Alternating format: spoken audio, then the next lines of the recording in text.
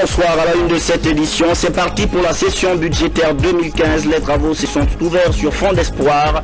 L'Assemblée appelle à aider l'État dans la réalisation des programmes de développement. La grande offensive contre la fièvre Ebola cap sur Mamou, la ville Carrefour. Une ONG produit des résultats sur le terrain. Et puis ces efforts pour les commerçants à valoriser le label guinéen, ils ont l'appui du ministère du Commerce dans l'exportation des produits locaux. Voilà pour les titres. Madame, Monsieur, bonsoir et bienvenue dans cette édition d'information, la session du budget 2015.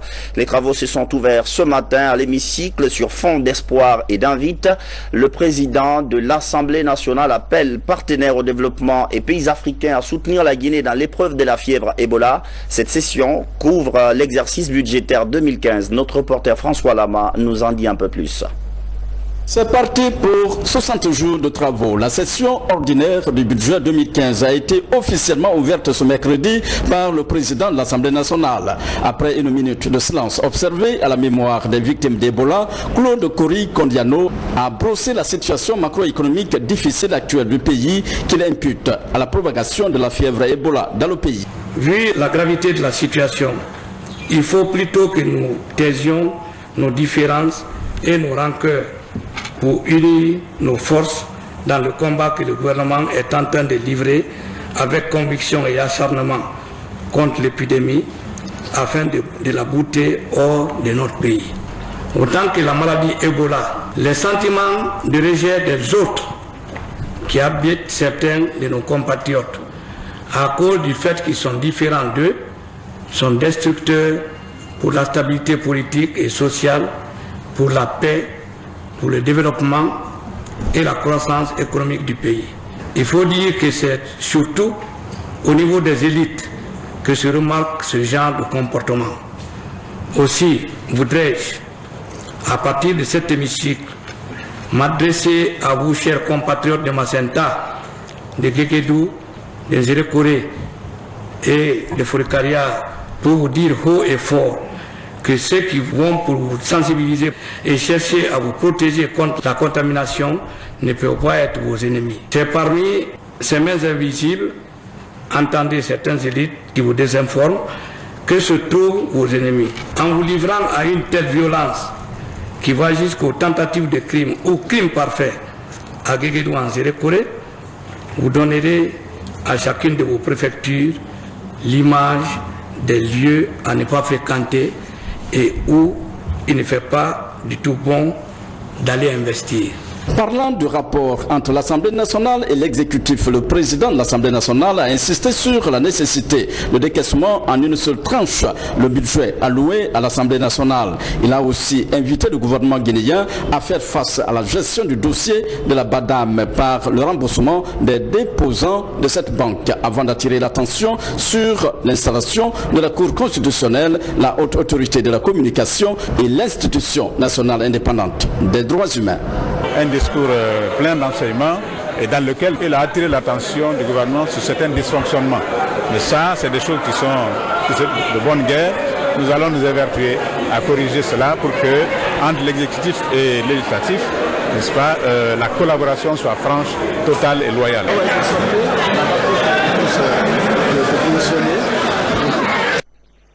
Pour être plus complet, il faut dire que l'exécutif aussi attend beaucoup de cette session budgétaire. Du côté de la primature, vous l'avez entendu tout à l'heure, ces travaux sont suivis à la loupe. Le chef du gouvernement espère qu'ils vont combler les attentes du peuple de Guinée. Il n'est pas le seul à penser ainsi. Beaucoup d'autres hauts responsables du gouvernement sont confiants. Des propos recueillis par Adi Camara.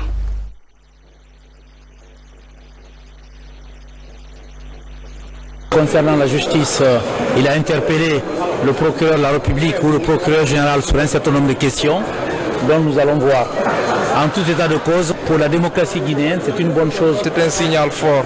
On peut espérer que le Parlement saura jouer sa partition pour que la construction de la démocratie en Guinée se poursuive et que nous soyons un véritable état de droit.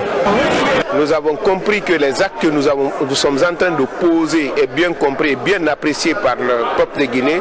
puisque si le premier président de l'Assemblée nationale vient féliciter le ministre de la Santé, le ministre de la Communication dans les efforts que nous sommes en train de fournir sur le terrain, cela nous renforce davantage dans notre conviction que nous sommes en train de bien faire et nous devons continuer toujours dans la même dynamique. Nous sommes tout à fait prêts. Nous sommes prêts à examiner et la loi de finances rectificative qui pourrait être déposée à l'Assemblée et la loi de finances pour 2015. Et nous le ferons toujours avec l'esprit patriotique, avec l'esprit du citoyen guinéen, d'abord soucieux du développement économique de ce pays, inquiet de la perte du pouvoir d'achat des Guinéens et donc motivé pour que notre pays connaisse des lendemains meilleurs. Donc les clivages politiques, les antagonismes idéologiques ne seront pas de mise à l'examen de ces documents. Au contraire, nous allons tous ensemble au sein des commissions techniques dans lesquelles nous sommes regroupés, mouvance présidentielle, députés non inscrits, députés de l'opposition, examiner donc avec toute l'objectivité requise de ce projet de loi, de manière à accorder dans la budgétisation des actions de l'État la priorité aux secteurs sociaux de base, aux secteurs sociaux qui sont les plus importants pour l'amélioration des conditions de vie des Guinéens. Le discours que nous avons suivi est un discours responsable. Il a été essentiellement consacré à l'analyse et à l'implication de tout le monde dans la lutte contre la fièvre hémorragique et Ebola, mais surtout à l'interpellation de tous les Guinéens, de toutes les nations, de tous les peuples, à ouvrir un œil vigilant sur Ebola, car Ebola n'est pas seulement guinéen, il n'est pas libérien, il n'est pas léonais. On vous annonçait hier l'arrivée à Conakry d'une mission onusienne. L'envoyé spécial de Ban Ki-moon a été reçu ce matin par le chef de l'État, professeur Alpha Condé. Une audience pour discuter de stratégie de lutte contre la fièvre Ebola. Le compte-rendu de Mohamed Damitsouma. C'est une importante mission des Nations Unies auprès du gouvernement guinéen pour renforcer et gagner la riposte à l'épidémie Ebola en Guinée. Les entretiens avec le président de la République, professeur Alpha Condé, ont porté sur l'engagement et la détermination des Nations Unies à accompagner et aider la Guinée. La mission est dirigée par Anthony Bambouri, représentant spécial des Nations Unies en Afrique de l'Ouest, chargé de coordonner la riposte à l'épidémie Ebola. L'ONU a de grandes expériences dans la gestion de crises très complexes. Donc surtout, nous pouvons porter l'aide avec de gestion de crises, mais aussi des questions logistiques, véhicules, motocycles, hélicoptères, aussi d'engagement social avec la communauté sur le leadership du gouvernement. Et j'étais très heureux de voir le leadership du président, et sous son leadership, je suis sûr que nous pouvons attaquer et terminer cette crise. Avec la mise en place d'une représentation spéciale en charge de la riposte à Ebola, les Nations Unies manifestent ainsi toute l'importance qu'elles accordent désormais à l'éradication de l'épidémie Ebola, une épidémie très mortelle qui constitue une véritable menace pour l'humanité tout entière. Une mission spéciale de riposte à Ebola. L'idée est du système des Nations Unies. La nouvelle structure vient d'être créée avec pour siège à Accra. Celui qui la dirige est actuellement à Conakry. Après l'audience que vous avez suivie tout à l'heure avec le chef de l'État, il a animé un point de presse pour présenter cette structure. Rose Essowinam Pocho. Cet envoyé spécial du secrétaire général des Nations Unies pour la riposte à Ebola est en République de Guinée il y a quelques jours. Objectif, diriger la nouvelle mission en vue d'une éradication complète dans les pays touchés par l'épidémie. D'où un point de presse cet après-midi pour expliquer l'urgence de cette mission. Il faut agir et agir rapidement. Tous les partenaires du gouvernement, à côté du gouvernement, il faut que nous agissions très rapidement.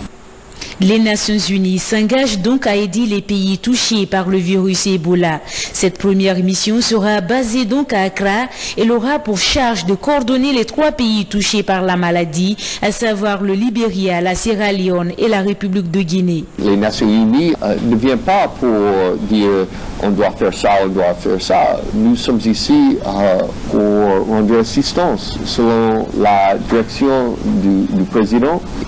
Parce que cette crise est une crise très complexe. Je crois que les Nations Unies ont beaucoup d'expérience en gérant des crises complexes partout dans le monde. Depuis l'apparition de cette maladie sur le sol guinéen, les institutions internationales, partenaires au développement ONG, ne cessent de multiplier les efforts en vue de son éradication. À ce jour, plus de 600 décès ont été enregistrés dans le pays. Dans cette guerre contre Ebola, la Chine offre 22 milliards de francs guinéens au gouvernement pour financer les efforts de lutte. La signature d'échange de notes a eu lieu au ministère de la Coopération internationale. Les explications de Ramatoulaye Touré.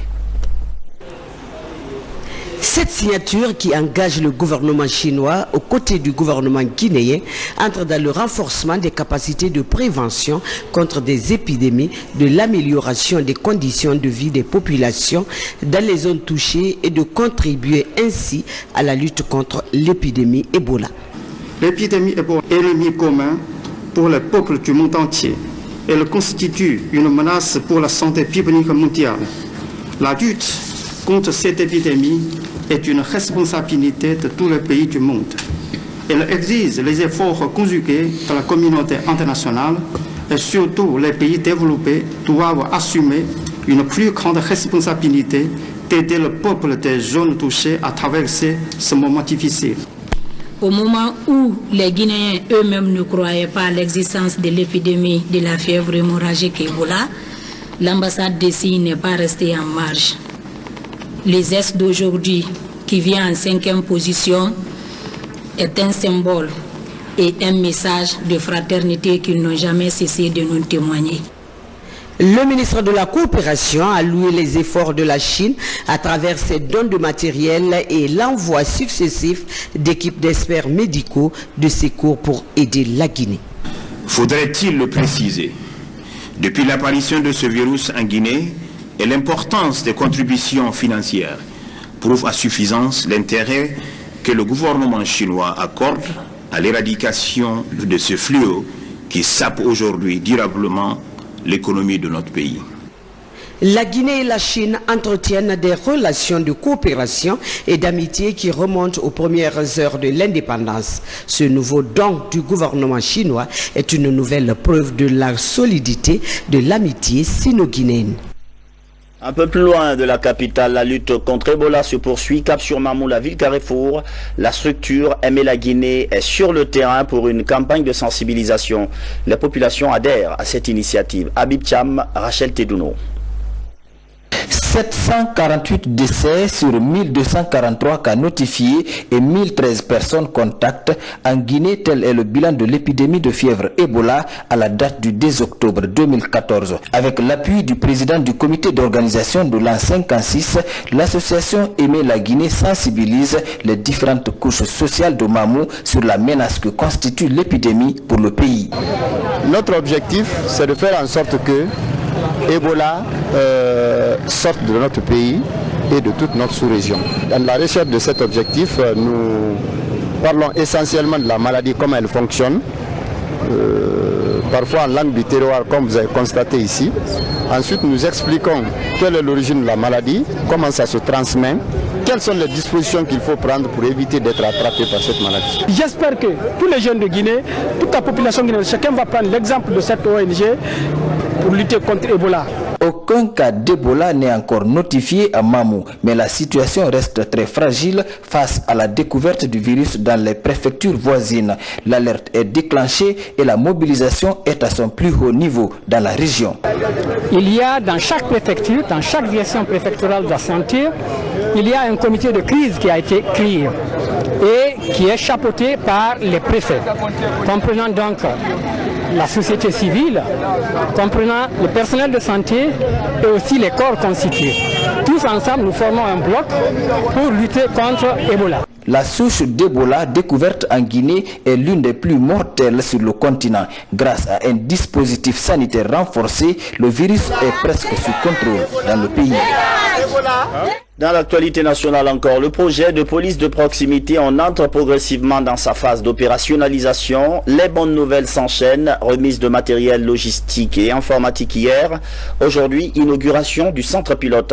Le site se trouve dans la commune de Matam. Il s'agit du commissariat central rénové et équipé par l'Union européenne. Karim Kamara.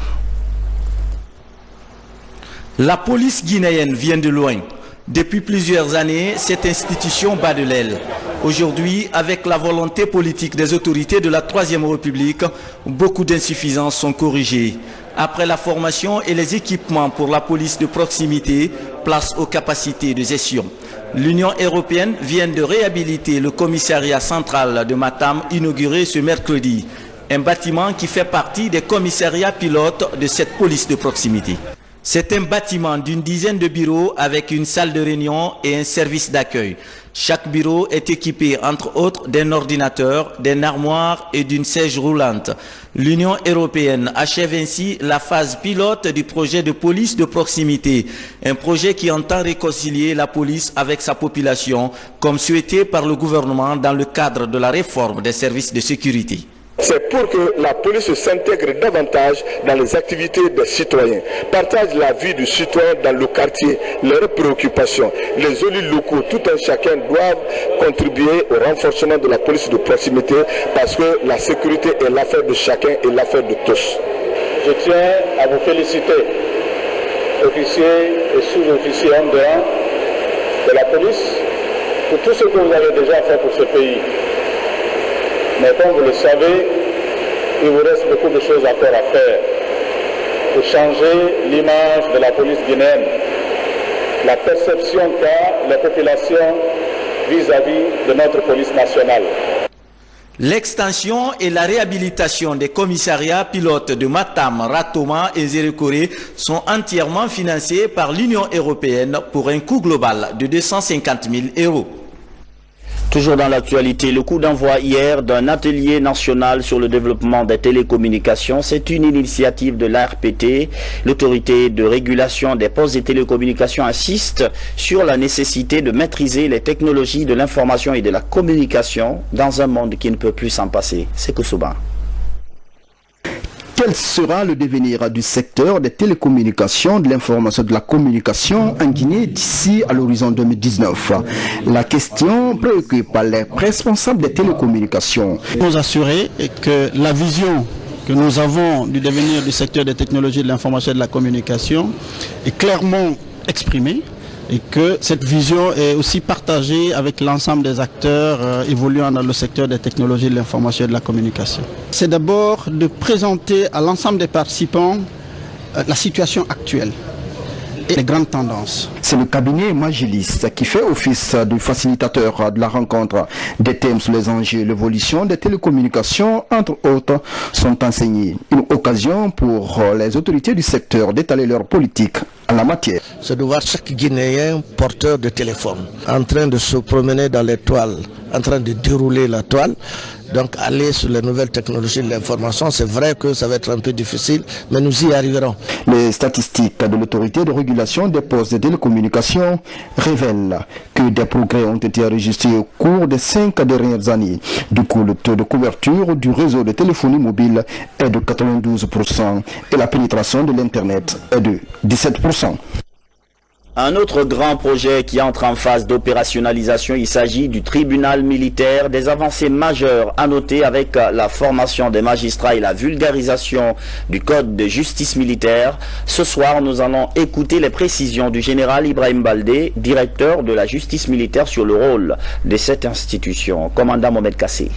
La vulgarisation du code de justice militaire dans les 4 régions militaires et les grandes unités de la capitale, le directeur de la justice militaire rassure les uns et les autres que cette juridiction des forces armées guinéennes tiendra compte du respect des droits de l'homme. Au jour d'aujourd'hui, il faut reconnaître que avec l'aide du ministre délégué à la défense nationale, du chef d'état-major général des armées et des autres chefs d'état-major, surtout l'aide précieuse, n'est-ce pas, de monsieur le ministre d'État, ministre de la Justice, garde des Sceaux, nous pouvons dire que les militaires de l'armée guinéenne savent ce que c'est que le code de justice militaire. Ils savent quelles sont les infractions courantes que les gens ont l'habitude de commettre sous le signe, n'est-ce pas, du règlement du service dans l'armée. Un des acquis importants de la réforme du secteur de la sécurité est la mise en place de ce tribunal, qui aura pour vocation de juger le personnel des forces de défense et de sécurité pour des infractions comme, entre autres, la désertion, la mutilation, l'abandon de poste et le complot militaire. Sous forme, n'est-ce pas, de proposition à M. le Président de la République, n'est-ce pas, les membres qui doivent composer le tribunal militaire vont être, n'est-ce pas, désignés par voie de décret. Et à partir du décret, automatiquement, le tribunal militaire va commencer à fonctionner pour la première fois dans le même sens que les autres tribunaux de la République. Ça ne va pas être un tribunal comme les gens l'ont prétendu de par le passé. Ce tribunal sera composé des magistrats militaires et des magistrats de l'ordre judiciaire de la République. Comment valoriser les produits made in Guinée? La question préoccupe le ministère du Commerce. Le département vient d'organiser une rencontre de 3 jours. Objectif: renforcer les capacités des cadres du public, mais aussi du privé. Il s'agit de ceux qui évoluent dans la filière exportation. Le point avec Mamadi Gassama. Communément appelés produits touristes, les produits exportés sans label profitent aux pays de transit. Ceux-ci, après normalisation, les exportent aux pays producteurs de ces biens. Pour remédier à cette situation, le ministère du Commerce, à travers le cadre intégré renforcé, a initié cette rencontre pour renforcer les capacités des ressources humaines des secteurs publics et privés évoluant dans le domaine de l'exportation. La problématique qui se pose, c'est que nos produits ne sont pas valorisés en tant que tels sur le plan international, à l'exportation surtout. Cela est dû au fait que nos produits ne sont pas labellisés. Ils ne sont pas reconnus en tant que produits de qualité sur le plan international. Ce sont d'autres collecteurs qui profitent de la qualité de nos produits en mettant d'autres labels là-dessus. De nos jours, le concept de labellisation des produits d'exportation est devenu une réalité dans l'arène du commerce mondial. La Guinée, étant l'un des greniers de la sous-région ouest africaine, ne déroge pas à cette règle, d'où la pertinence de cette rencontre. Le président l'a dit, Guinée is back. Guinée is back, c'est par rapport à l'activité de chaque département technique par rapport à la politique qui lui est assignée par le chef de l'État. Donc quand on dit Guinée is back par rapport à nos fruits labellisés, ça veut dire que nous serons présents sur les marchés extérieurs et nous pourrons concurrencer les autres qui viennent avec les mêmes types de produits. Pour que nous ayons une diplomatie commerciale efficace, il faudrait qu'on ait des produits très efficaces, qu'on ait des produits de bonne qualité. Sur le plan sanitaire, sur le plan phytosanitaire et sur le plan conditionnement. Ces assises de 3 jours devraient donc permettre à la cinquantaine de participants de se familiariser avec les techniques, pouvant leur permettre de faire connaître aux partenaires la qualité des produits made in Guinée. C'est la fin de cette édition d'information. Merci à vous qui nous suivez depuis l'île de Quito, c'est dans Koba. On va se quitter avec cette grande nouvelle. Demain, le journal, ce sera avec Yamoussa Sidibé. Bonsoir.